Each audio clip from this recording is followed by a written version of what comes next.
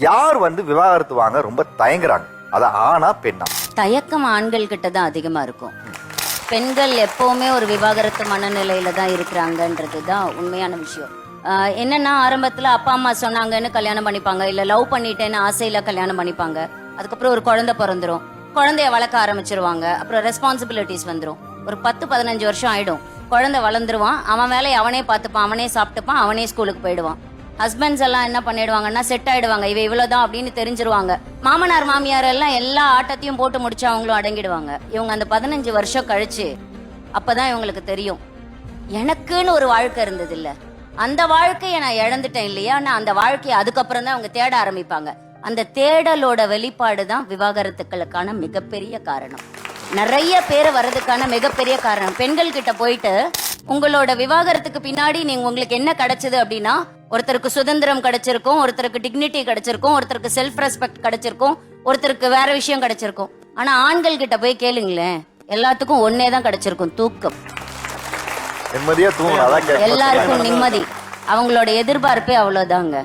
எல்லா பெண்கள் கிட்டையும் ஒரு பெரிய குறைபாடு என்னன்னா, நான் நினைச்ச மாதிரி ட்ரெஸ் போட முடியல, நான் நினைச்ச மாதிரி இல்ல. அது உங்க ஹஸ்பண்ட் கிட்ட மட்டும்தான் அந்த எதிர்ப்பு இருக்கா? இந்த சமூகத்துக்கிட்ட இல்லையா? உங்க ஃப்ரெண்ட்ஸ் கிட்ட இல்லையா? உங்க ரிலேட்டிவ்ஸ் கிட்ட இல்லையா? உங்க பேரண்ட்ஸ் கிட்ட இல்லையா? எல்லா இடத்துலயும் இந்த எதிர்பார்ப்பு இருக்கு. கல்யாணத்துக்கு போனா பட்டு புடவை கட்டிட்டு போனோம், அவங்க கேட்கலையே, நீங்க தான் அதை பிக்ஸ் பண்றீங்க, இதுதான் என்னோட ட்ரெஸ்ஸிங் அப்படின்னு. இந்த எதிர்பார்ப்பு நம்ம சொந்த பந்தங்கள்ல பெண்களுக்கு எல்லாருக்குமே இருக்குல்ல, ஆண்களுக்கு இப்படிப்பட்ட எந்த எதிர்பார்ப்புமே அவங்ககிட்ட இல்லையே.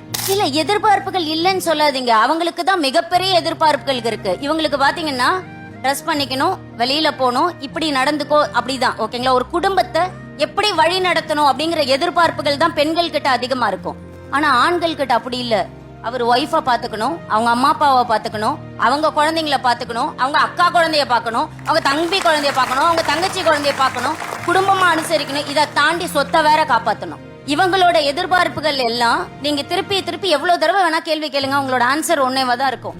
என்ன வேலை செய்ய சொன்னாங்க, என் மாமியார் என்ன கண்ட்ரோல் பண்ணிட்டாங்க, என்ன டாமினேட் பண்ணிட்டாங்க, என்ன கேள்வி கேட்க வச்சுட்டாங்க. பிசிக்கல் அபியூசஸ் இருக்கிற சில ஃபேமிலிஸ் கண்டிப்பா இருக்கு. எந்த காலத்திலையும் ஒரு மனைவியை நோக்கியோ, அம்மாவை நோக்கியோ, தங்கச்சியை நோக்கியோ, அக்காவை நோக்கியோ கை ஓங்கும் அதிகாரம் ஆண்களுக்கு எப்பவும் கிடையாது.